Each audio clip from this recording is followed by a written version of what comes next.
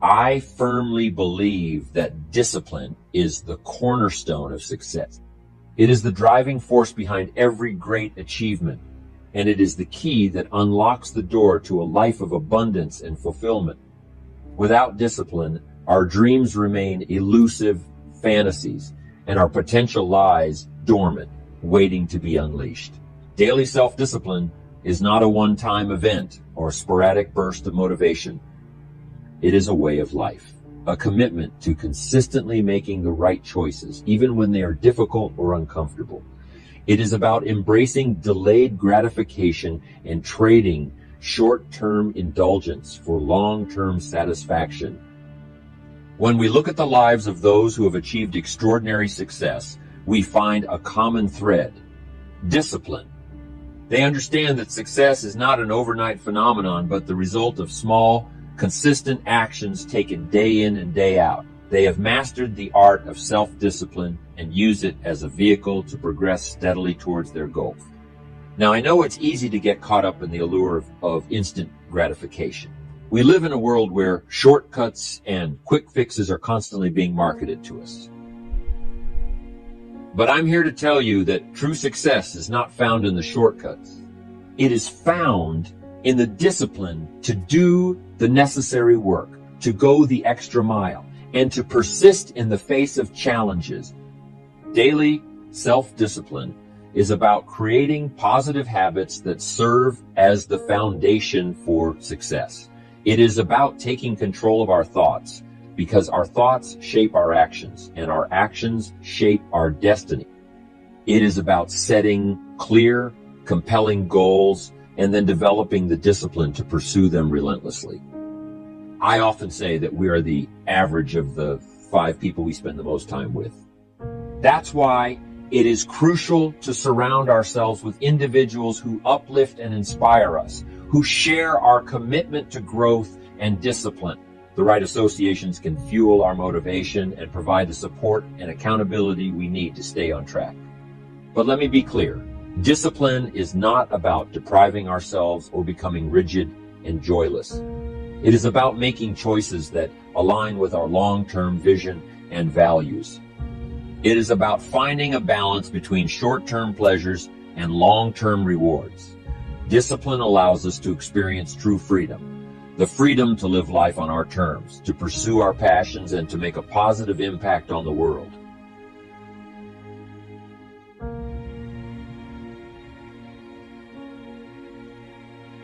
And that's what discipline is. Discipline means taking the hard road, the uphill road, to do what's right for yourself and for other people.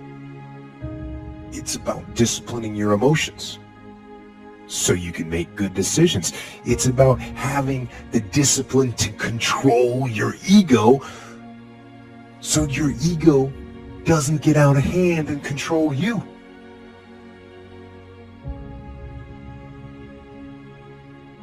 It's about treating people the way you would want to be treated. And doing the tasks that you don't necessarily want to do, but that you know will help you or help your team. It's about facing your fears. It takes discipline to face your fears so you can conquer them. So, how do we cultivate daily self-discipline? It starts with a decision to take responsibility for our lives and to commit to personal growth. It requires us to identify our weaknesses and areas where we need to improve, and then develop strategies and systems to overcome them. It demands consistency, resilience, and a willingness to learn from our failure. In closing, I want to leave you with a powerful quote.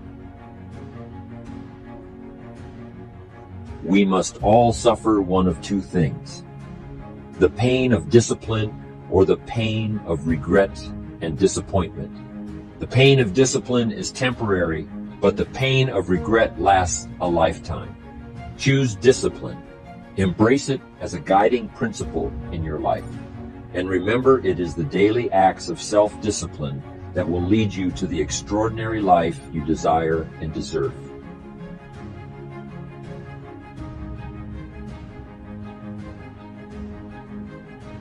Many people yearn for instant transformation, a miraculous change that will revolutionize their lives overnight. But the truth is, lasting change rarely happens that way. It is the result of consistent, deliberate action taken day after day, week after week, and year after year. Imagine a sculptor who carves a masterpiece out of a block of stone. Each strike of the chisel may seem insignificant on its own, but it is through the accumulation of these small, repetitive actions that a magnificent sculpture is born. In the same way, it is the accumulation of our daily actions that shapes our lives. The power of small, repetitive actions lies in their ability to compound over time.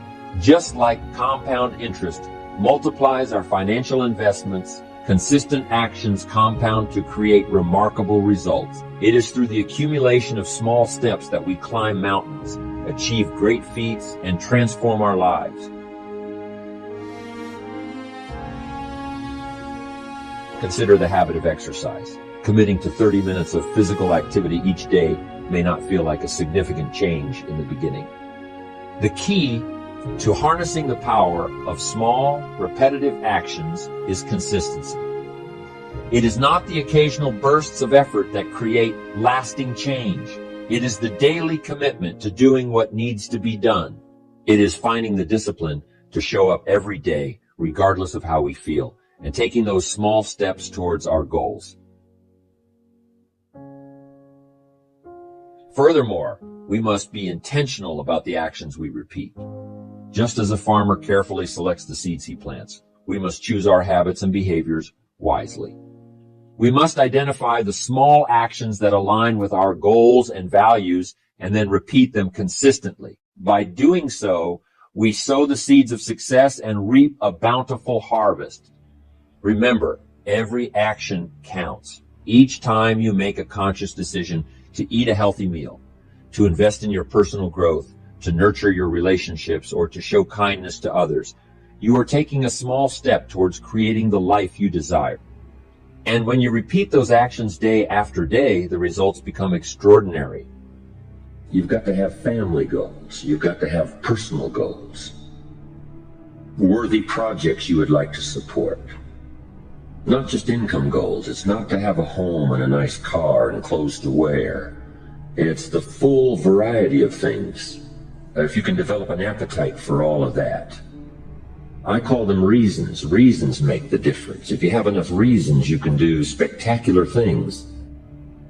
And there's an ancient script that says, without a vision, we die. And if I can get people caught up in thinking about where they would like to go, who they would like to meet, the kind of income they would like to have, the kind of money they would like to share, the kind of skills they would like to develop, the influence they would like to have, the reputation they would like to build. Would you like to be an entrepreneur? Would you like to have a masterful management career? Would you like to be a better parent? What kind of influence would you like to have on the people around you? Would you like to influence the industry you're in? There's a whole wide range of things that we need not lack for appetite of things to accomplish. And that's called the promise of the future. And without that promise, life becomes a little less worth living. If the promise is clear, we will pay the disciplines, we'll pay the price, we'll read the books, we'll take the classes, we'll learn the skills.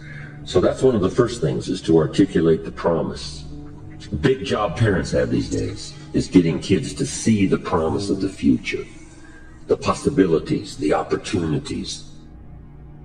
When I used to cross my fingers and say, I sure hope things will change for me, and he said, Mr. Rohn, for things to change for you, you've got to change. I used to hope the economy would change, or my boss would change and become more benevolent. I used to hope that circumstances would change, the difficulties would go away.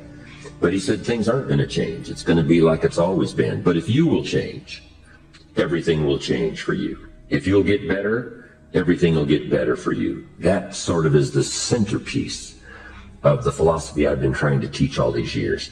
And I think that's one of the best quotes. It's a promise he gave me. If you will change, everything will change for you.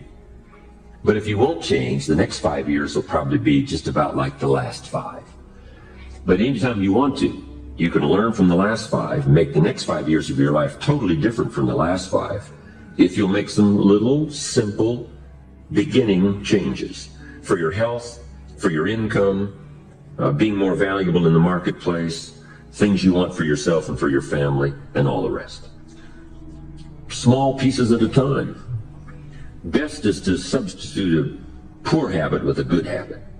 If you've got some bad habits as far as your health is concerned, if you start some good ones. My mama taught an apple a day. And my father will be 92, has never been ill. I've never been ill. My children, my grandchildren, mama taught us so well those simple, basic, good habits of good health that we've followed all these years, and the payoff is extraordinary. So maybe you've got something like smoking, maybe that you shouldn't do, but rather than just trying to quit that, what if you started something positive and you got so inspired about doing that, that inspired you then to start changing something that was negative? Success is looking at your own desires, looking at your own possibilities, and then stretching yourself and seeing if you can become all that you can become, earn all that you can earn, share all that you can share, make steady progress in that direction. To me, that's success. If there's books provided that you don't read, classes provided that you don't take, music provided that you don't listen to, ideas provided that you ignore, places to go of learning that you could find contact with ideas that could change your life and never take advantage of it, that's the big tragedy, to have so much brought to your fingertips and not to be excited about it. But that's what these seminars are for. That's what books are for. That's what messages like this are for, is to remind people of what all is available. Let us not be cynical, but let us be thankful and reach out and appropriate what's available and let it affect our lives now and in the future.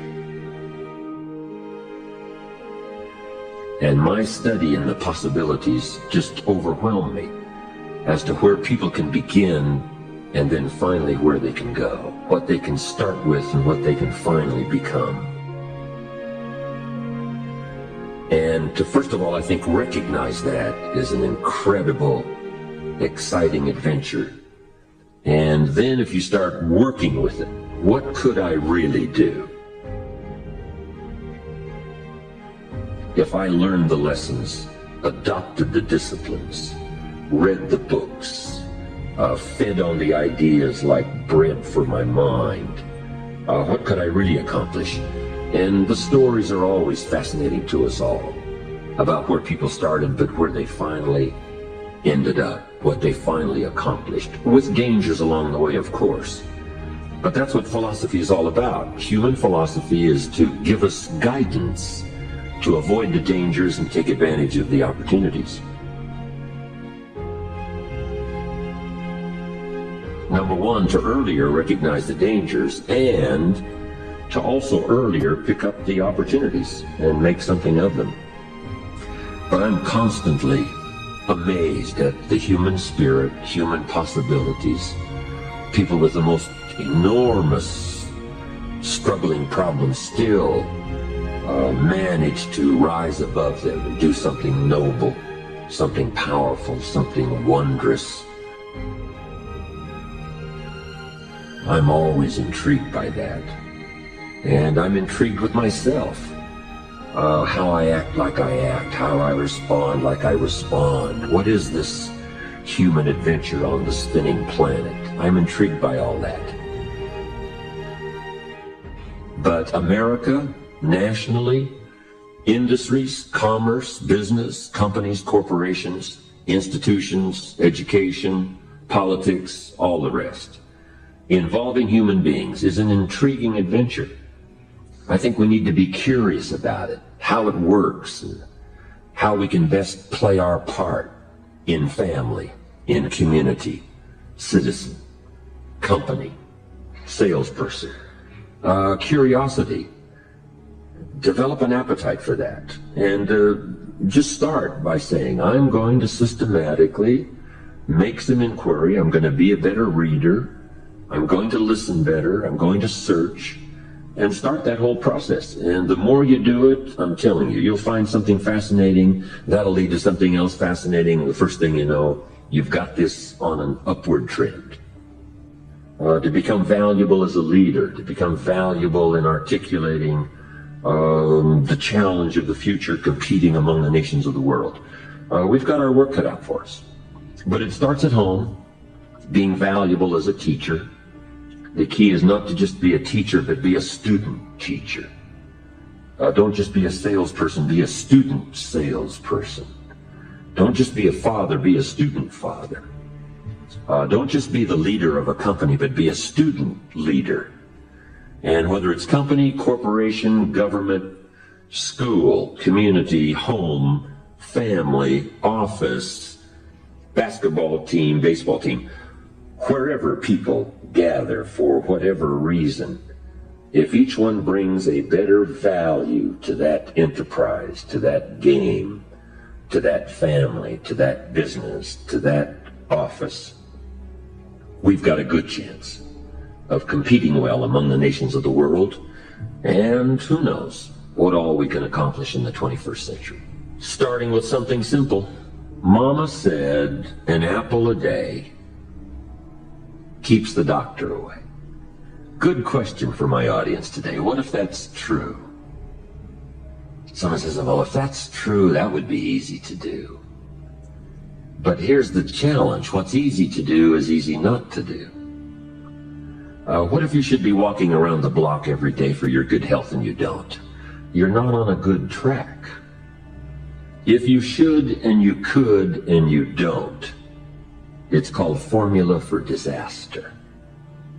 But self-improvement is called starting with the most immediate thing that comes to your mind that you could do to improve your health, your life, your income, your future.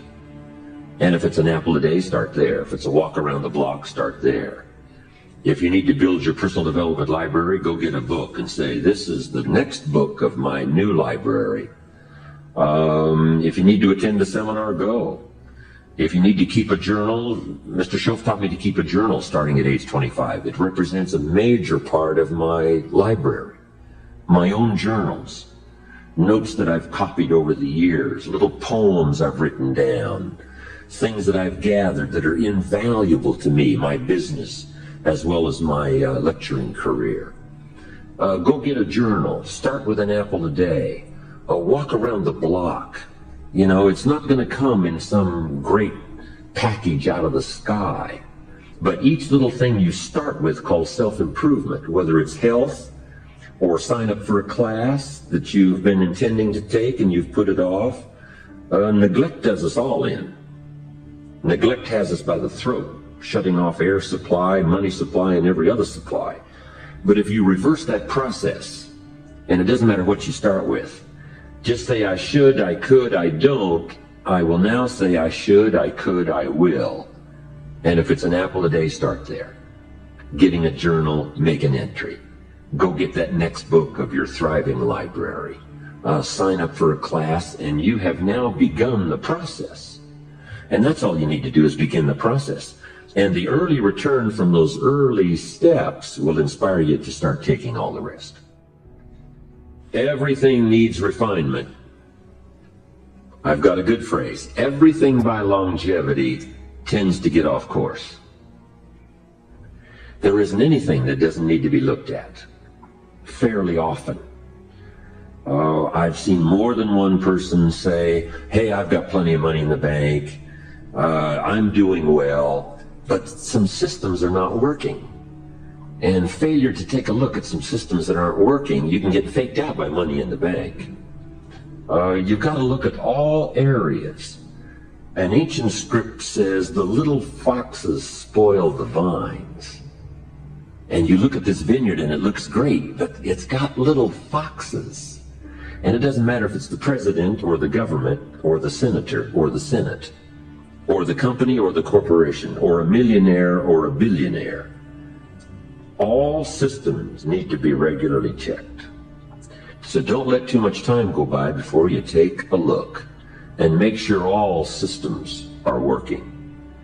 And if you do it with your health, if you do it wherever you are, if the corporation does it, if the government does it, we'll all be better off for the future.